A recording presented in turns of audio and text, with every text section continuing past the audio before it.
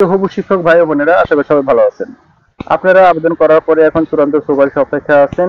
খুবই অপেক্ষার সময়, একটা কষ্টের কাজ তো জানি। তো আমি একজন শিক্ষক হিসেবে আপনাদেরকে স্বাগতম জানাচ্ছি শিক্ষা এই পরিবারে।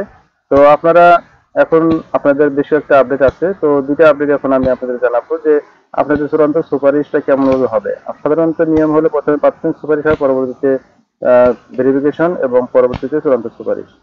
আর শিক্ষক নিয়োগের এই সুপারিশটা কবে প্রকাশ পেতে পারে, এই দুইটা বিষয়ে আজকে আপনাদের সাথে শেয়ার করব। তো আপনারা একটা বিষয় অবশ্যই জানেন যে আমরা প্রত্যেক গণবিজ্ঞপ্তিতেই আপনাদের জন্য কিছু কাজ করে থাকি।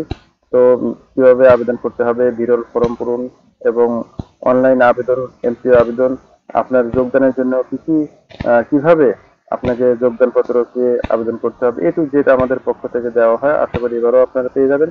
তো আমাদের এই চ্যানেলগুলোতে অবশ্যই সাবস্ক্রাইব করে পাশে থাকবেন, ইনশাআল্লাহ সব ধরনের সহযোগিতা পাবেন। তো এবার চলুন আমরা জেনে নেই যে ষষ্ঠ গণবিজ্ঞপ্তি রেজাল্ট কবে হতে পারে এবং সুপারিশটা কিভাবে হচ্ছে। তো এখানে দেখতে পাচ্ছেন যে একাধিক পত্রিকা অনলাইনে প্রকাশ করেছে যে ষষ্ঠ নিয়োগ গণবিজ্ঞপ্তির কেমন সুপারিশ হচ্ছে। তো সুপারিশটা কেমন হচ্ছে সে বিষয়ে একটু যদি আমরা আপনাদের সাথে শেয়ার করি, তাহলে এখানে দেখেন বলা আছে যে এমপিভুক্ত শিক্ষা প্রতিষ্ঠানের শিক্ষক নিয়োগে এবার প্রাথমিক সুপারিশ ছাড়াই সরাসরি চূড়ান্ত সুপারিশ পাচ্ছেন উত্তীর্ণ প্রার্থীরা। এতদিন প্রাথমিক সুপারিশের পর যাচাই বাছাই শেষে চূড়ান্ত সুপারিশ দেওয়া হতো, তবে সেই প্রক্রিয়ায় এবারই প্রথম পরিবর্তন এলো।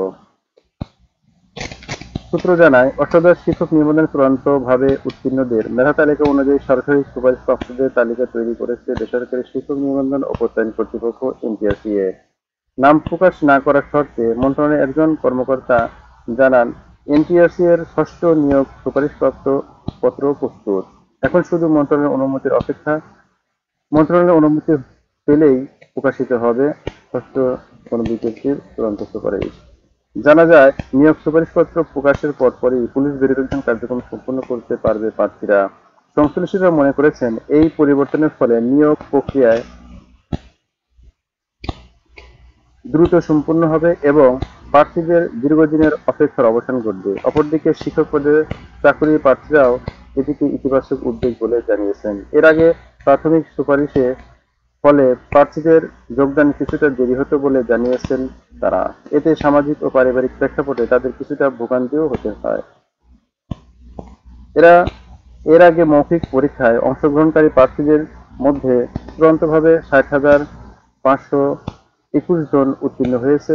তার আগে 3 বছরের মধ্যে শিক্ষক শূন্য পদের তথ্য সংগ্রহ ও সংখ্যা নির্ণয়ের উদ্যোগ নেয় বেসরকারি শিক্ষক নিবন্ধন ও প্রত্যয়ন কর্তৃপক্ষ এনটিআরসিএ।